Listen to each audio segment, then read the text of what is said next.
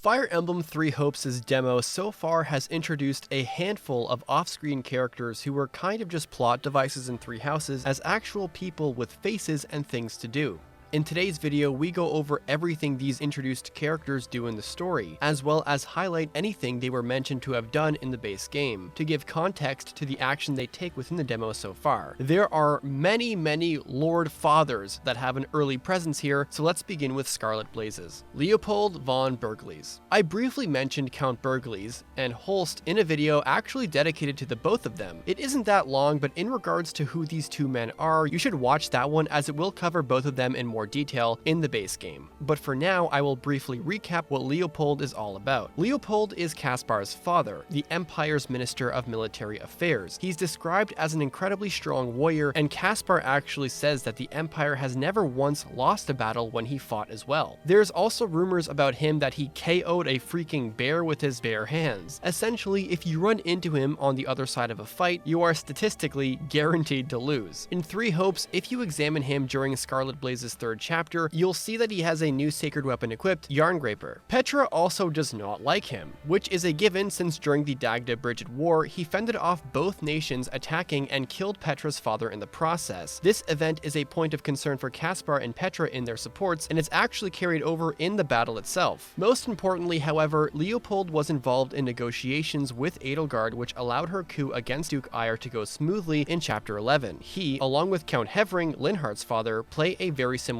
role in Three Hopes. Leopold's first scene is in Chapter 3, taken aback at Edelgard's new request to start her coup many months in advance. He also notes that the situation must have changed, which it did, of course, and notes that Caspar and Linhardt are still at Garreg Mach. The reason this was most likely pointed out was that this new plan of Edelgard relies on their fathers initially siding against Edelgard before betraying Eyre, but with Edelgard and Hubert deliberately hiding key details of the Enbar assault to basically everyone, she likely determined that it's better to leave all children of the lords out of the battle for fear of confusion, which incidentally is what happens after the battle with Ferdinand asking about his dad. But despite this sudden change, he and Valdemar are still ready to cooperate. Leopold calls Arundel and Eyre dastards, so needless to say, he's pretty enthusiastic about rooting them out of the Empire for good. Hubert confirms that they secured both ministers' assistance ahead of time, so they were very confident that the coup would work. Leopold's job in the battle was to block Eyre from escaping the castle. Eventually, Eyre is defeated and Arundel gets cornered but escapes. I guess it's also worth noting that Arundel doesn't even want anything to do with Leopold in the battle. The guy absolutely does not give a damn that he's fighting mysterious mages with curious dark magic, which is saying something given that,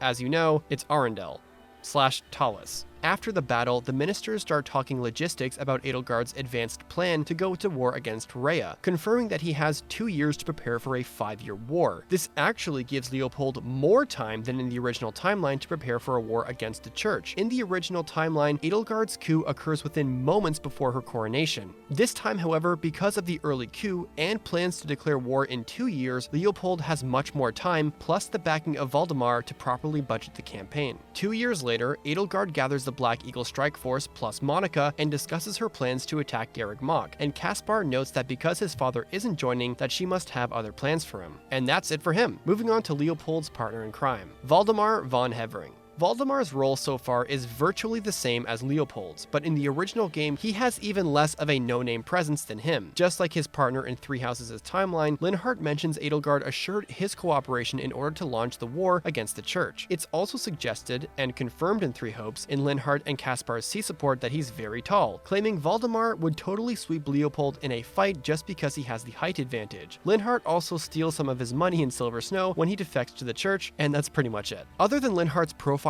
in Part 2, mentioning he assisted in some of his dad's tasks during the preparation of the war, his role in Three Hopes is the same as Leopold so far. Gregoire von Burgley. Even though we have just recently seen what Gregoire looks like, he is, by far, the dad Three Houses fans have already heard of due to his infamous treatment of Bernadetta. In her B support with Byleth, we're told Gregoire would usually tie Bernadetta to a chair for the sake of training her to be a good wife, because, as Bernie puts it, he only saw her as bait for a rich husband because he's that greedy, and this led to her becoming a shut-in and a nervous paranoid wreck. And then there's also the episode when Bernadetta befriended a commoner, which the DLC later revealed to be Yuri, and Gregoire pretty much beat him nearly to death once he found the two together. Though as Yuri himself later reveals in the support chain, he was hired to assassinate Bernadetta at first, but ended up hesitating due to them becoming friends for real, which paints Gregoire's retaliation in a different light. Oh, and despite being addressed as Minister of Religious Affairs, the Southern Church had been dismantled like a century ago, means he ends up working on the judiciary instead. Regardless, it's clear Bernadetta has no love for him in Three Hopes when she asks the following. So, what about my father? Did you arrest him? Unfortunately not. Oh, okay. In Three Houses, after Edelgard's coup, Gregoire is always put in house arrest due to trying to oppose Edelgard's rule, and he more or less remains there in Crimson Flower. In Verdant Wind and Silver Snow, he is released after Edelgard is killed and takes over House Varley, though Byleth is given the option to either arrest him again or straight up exile him if they talk to Bernadetta. As for Azure Moon, Hubert mentions some of his troops are used for reinforcements in the Empire's last stand against the kingdom. Now for the events of Three Hopes. Gregoire arrives late to the events of Edelgard's surprise coup against Arundel and Ire, and feigns ignorance of just how corrupt Ludwig was, despite willingly siding with him for the insurrection of the Seven. Edelgard then tells him he's going to need him for her coronation, and that she's going to put him in charge of the Southern Church once it's rebuilt, which he tries to argue against but with no success. After the time skip, Edelgard starts using the Southern Church as a wedge against the Central Church. This wedge means Edelgard uses Gregoire as a vehicle for both her reforms, and likely to promote a more relaxed and nuanced doctrine than what Rhea imposes, all while keeping the concept of faith present in his speech. It's also implied by Hubert that Gregoire was given the role of bearing the brunt of the blowback on purpose. Besides the fact his territory is exactly at the south of Garreg Mach, Rhea tried censoring him many times and even targeted him for assassination. Gilbert in Azure Gleam mentions he had heard nothing but bad news about the guy, and recognizes he's nothing more but a mouthpiece for Imperial propaganda. Now let's move on to Azure Gleam. Grand Duke Rufus. Grand Duke Rufus is Dimitri's uncle and the kingdom's regent who was unseen in Three Houses and was only mentioned a handful of times. Like I mentioned in my previous video, he is a womanizer, a pretty bad ruler. For context, rampant thievery, Lonato's rebellion, and the Western Church's assassination attempt on Rhea happened while he ruled. He's suspected to have been involved in the tragedy of Duscur, which Cornelia uses to frame Dimitri for his death in Azure Moon, that he lives in Crimson Flower for the sake of keeping Dimitri's bloodline going, and that in Verdant Wind, Claude says that both he and Dimitri were reportedly killed in a bloody coup. And so he basically functioned as kind of a convenient plot device to fill in blanks such as, how is the kingdom being run while Dimitri is at the academy / is dead / is presumed dead? But in Three Hopes, his role is greatly expanded. He was in fact involved in the tragedy of Duscur, a gruesome event which saw the royal family die, except for Dimitri, who was supposed to be among the dead as well, and his mother, Patricia, who was part of the plan the whole time and escaped during the burning of her carriage. But he wasn't just an accomplice. Three Hopes reveals just how involved he was, but he's also fleshed out as the antagonist behind Dimitri's earlier rise to the throne than in the original timeline. At the beginning of Chapter 3, Rufus seizes control of the capital and declares war on House Fraldarius with the intent to rid the bloodline. Rufus is encouraged by Cleobulus, Cornelia, who upon receiving the news that Monica was rescued and Solon was exposed, lashes out when Tullus tells him to remain silent and pushes Rufus to begin his coup. Rufus claims House Fraldarius is attempting to overthrow him and install Dimitri as a puppet ruler, and reached out to the Western lords of the kingdom to help rescue Dimitri, which, to remind you, a handful of Western lords were rumored to be involved in the tragedy in the first place. Dimitri then decides to go to the kingdom capital and speak to Rufus himself. On his way there, a lot of NPCs in the camp reveal more information about Rufus. Number 1. Rufus, under the claim of protecting his nephew, had an escort in the kingdom to read all of his letters he ever received, essentially surveying everything Dimitri would write and read out of paranoia and fear. Number 2, it's a rumor in the kingdom that Rufus, whose actual role as the Duke of Itha, was responsible for King Lambert's death, and also that Rufus and Lambert had a sour relationship. And it's also at least known within kingdom soldiers that Rufus and Dimitri himself didn't really get along, which was the rumor uttered by Cornelia in Azure Moon to justify pinning Rufus's death on Dimitri. Number 3, Dedue hates Rufus, and knows that the Western Rebellion suppression which saw Claude to do Felix and Dimitri fight there was another plot to kill him, but it was thanks to Rodrigue that plan failed, and there's been even more assassination attempts within the kingdom after that. Basically, Rufus has tried and failed multiple times to have Dimitri killed. Number 4. Lord Leonato, Ash's adoptive father, once served Rufus. This stirs internal conflict within Ash as he's worried that he'll need to fight him. Number 5. When the tragedy ended, many Kingdom Royal Knights were absorbed into Itha, but some escaped to become Knights of Seiros. Number 6. Rufus is known by scholars as a very intelligent political figure, but since he was born without a crest, Lambert, his younger brother, got the throne. He and Lambert are also described as opposites in nature and temperament, but the little brother was a tactical genius. And number 7. When Dimitri reaches Ferdiad and the battle is about to begin, Dimitri tells Shez that the people wanted Dimitri to become the king before he even enrolled at the academy, and that only he could fix the terrible job Rufus was doing. But he put off his coronation out of concern that it would divide the kingdom, which, yeah. But he also acknowledges that he can't support his uncle, which would cause even worse discord and would make enemies out of Gautier, Galatea, Karen, and of course Fraldarius.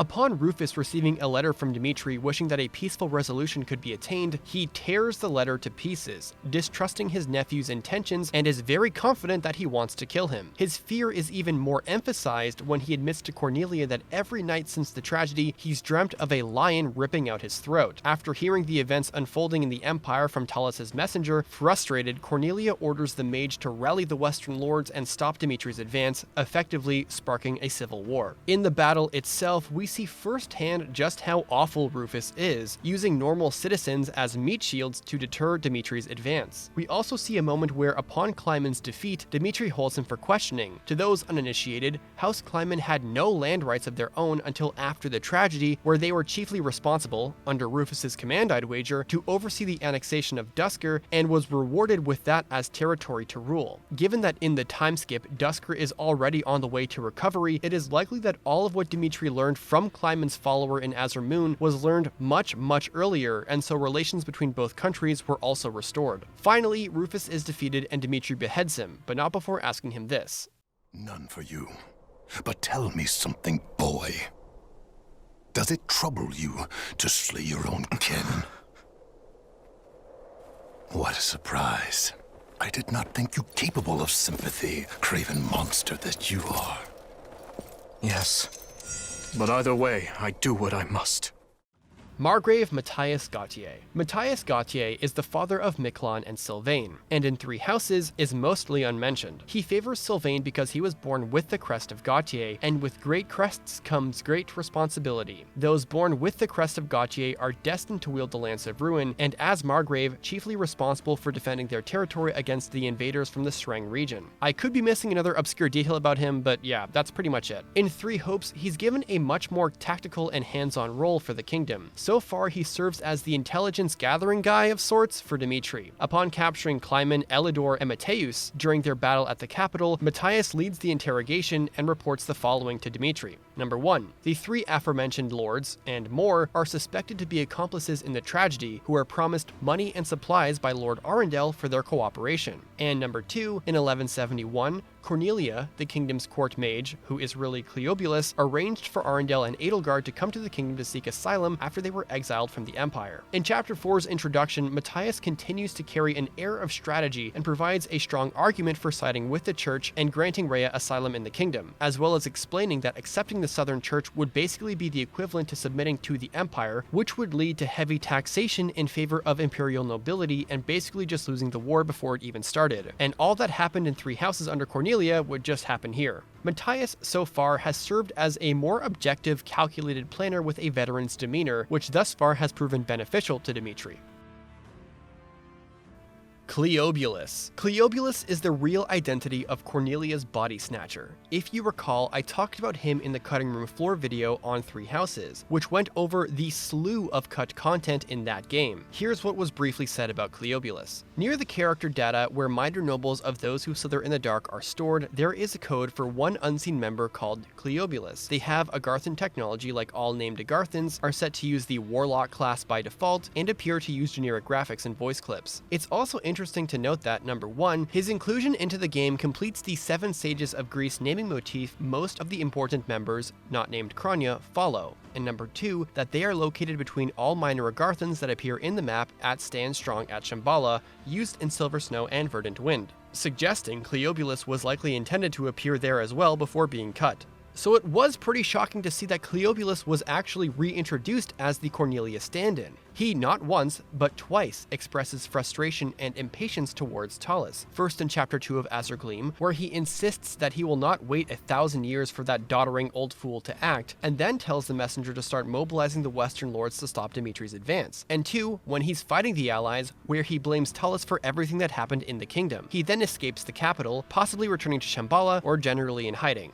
I personally find it interesting that the writing made it a point twice that Cleobulus is growing more and more annoyed at Talus' way of doing things, and I can't help but wonder if the writers are sowing the seeds for something of a coup for those who slither in the dark, where Cleobulus tries to take over its leadership. Maybe? Maybe not. I guess we'll see. Would be pretty cool though. Let's go back to the base game and explore what Cornelia did in Three Houses. Cornelia is, of course, the kingdom's court mage, but does different things in different routes. Crimson Flower. In Chapter 16, Edelgard coordinates with her Black Eagle strike force a secret attack against the kingdom Fort Aryan Road for the sake of killing 2 birds with 1 stone, as not only the operation would weaken Fargus, but also the Slitherers, as Cornelia resides in that fort. Meanwhile, in Azure Moon, Cornelia takes advantage of the chaos by killing Rufus, the kingdom's regent, and frames Dimitri for it, claiming his desire for vengeance likely convinced him of the rumors that Rufus had taken part in the tragedy of Duscur. Dedue's intervention saves his liege at the last second from execution, but Cornelia keeps the illusion Dimitri dies anyway. And with Fargus's royal line seemingly gone, Cornelia seizes power, forms the Fargus dukedom, and capitulates in favor of the Empire, while squeezing her territory's resources dry, leaving the kingdom weakened against Adrestia and with few houses providing resistance. In Azure Moon, upon regaining his senses and committing himself for his people as atonement, Dimitri directs his troops and the church's forces to reclaim Fargus in Chapter 18 and to defeat Cornelia. On her deathbed, Cornelia reveals to Dimitri, just to spite him, of his stepmother Patricia's involvement with the tragedy of Duscur. And while Dimitri is understandably skeptical of her words at first, Cornelia unintentionally diffuses all the anger Dimitri had attributed to Edelgard for the tragedy 5 years ago. And in Verdant Wind and Silver Snow, Cornelia just vanishes upon the respective army defeating the Empire. Holst Goneril. Holst is Hilda's older brother, heir to House Goneril, and widely considered in-universe as the strongest general of the Leicester Alliance, thanks to single-handedly protecting Fodlan's throat from multiple Almiran invasions. In my Holst video, I literally covered every single instance he was mentioned in the game, from his unfortunate mushroom-induced sickness sidelining him from Almiran battles, to losing against Nemesis at the end of Verdant Wind. He's mentioned decently often in Hilda's supports, described as the opposite of Hilda, very close childhood friends with Balthus, and being constantly worried over Hilda's well-being to the point where she gets annoyed at how helicopter parent he gets for her. I'm just going to link that video here because that video unintentionally turned into a support science light. Long story short, while unseen in the original timeline, he's a stand-up guy that would give Leopold a run for his money in combat, which I guess he will when the full game gets released. In Three Hopes so far, his role is as you would expect. He first meets Claude and co at Fodlan's Locket. They are here to help him hold down the Locket from the pending invasion. During the battle, Claude and Holst are actively strategizing together, and also he banters with Nadir mid-fight. After the battle, he and Claude talk once again. They praise one another, and Holst mentions that he's impressed with Claude's plan to restore the Locket's defenses. And in Chapter 4, he is basically just back to what he's doing before, holding down the Locket. He's basically reconfirmed to be a total Chad. Count Gloucester. Count Gloucester is Lorenz's father and head of House Gloucester of the Leicester Alliance, and he's an important player in the story given he is the second most influential house of the Leicester Alliance's roundtable. The first we're told about Gloucester is that he's super ambitious to the point he constantly has problems with Duke Regan, who is the de facto leader of the Alliance. His ambition is so infamous that it's rumored both in the Alliance and in the Church that the Count was responsible for murdering House Regan's next heir, Godfrey, and by proxy, Raphael's parents, while they were traveling towards Gloucester's territory under the pretense of selling some art pieces, in what was allegedly an accident involving monsters. Given Raphael and Ignaz's paralogue shows the Count's troops are in full control of giant wolves trying to attack merchants traveling between Regan and Gloucester territory, the chances said rumor is true are concerningly high. A good portion of Count Gloucester's character is also told in Three Houses by Lorenz himself. To start, everything involving the idea of noble behavior Lawrence follows can be traced back to his own father, like the role commoners and nobles must have, the noble's duty, and what's important for leadership. The guy is also very religious towards the church, which Claude in Verdant Wind exploits through Byleth to get him on his side. Gloucester is also capable of acting out of pragmatism if the situation calls for it, which happens in non-CF routes when he always defects to the Empire after Edelgard's war spreads out, and in result, you're forced to fight Lawrence outside of Verdant Wind. He makes this choice under the rationale that, as House Gloucester is adjacent to Imperial lands, should an Imperial invasion happen, his territory would be first to fall. Beyond this, in all routes of Three Houses, he switches to the winning side of the war after the capture of the Great Bridge of Myrddin, and in Verdant Wind, he and his forces attempt to fight Nemesis's army once it crosses Alliance territory, but is forced to retreat in the end. Now for Three Hopes. Even though Gloucester shows up in the demo once when speaking to Claude about the threat of an upcoming Imperial invasion, his brief appearance establishes his character pretty well. The scene makes it clear that 1. The Count can't promise he will follow Claude's plan. 2. He does not trust Claude. 3. His choice will be influenced by the events of the war. And 4. Claude to him is just the current alliance leader. This way, Count Gloucester is established as a sketchy yet ambitious ally who could potentially abandon, rejoin, or attempt to usurp Claude and his cause as long as his house is benefited and his idea of the noble's duty is fulfilled. And besides that, we're told he hired Ignatz as one of House Gloucester's knights, which explains why his new post-time skip outfit is that of a knight. Shahid. Prince Shahid of Almyra is this script's actual only character that was never at all mentioned in the base game, alongside Shez and Arvel, and some other minor lords like Elidor, I guess. In other words, a warrior's original character.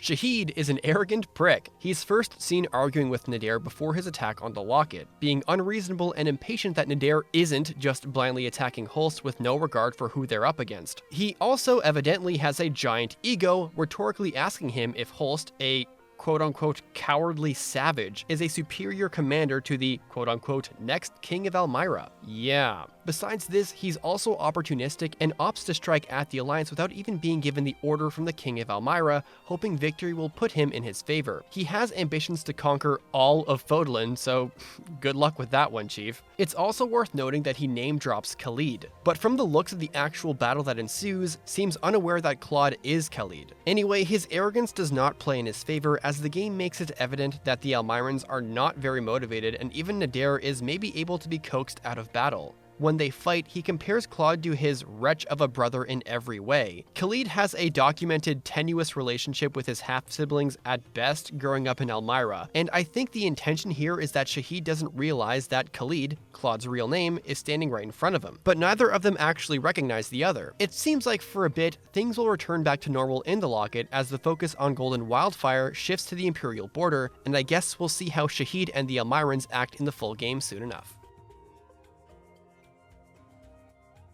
Well everyone, that will do it for today's video. I spent the entire day and night yesterday and last night, I guess, working and editing on this video because I have to go home for a few days tomorrow. So I worked really hard and I did not sleep in the last 24 hours to get this video out. So I sincerely hope you enjoyed and learned some new stuff. I certainly learned a lot about these characters and the lore of Three Houses once again, since everything in that game is basically buried in the dirt. Which one of these new characters are you most excited for to see once the full game comes out? Me personally, I'm really curious to see what Cleobulus does, as well as Leopold. I think they're two really cool characters that can be explored in a lot of different ways. I just want to say thank you so much for everyone who's been subscribing lately to the channel. The channel is already halfway to 96,000 subscribers, which is still going to blow my mind. Hope you enjoyed this one. Hope you learned something. And with that all being said, I'll see you in the next one. Deuces.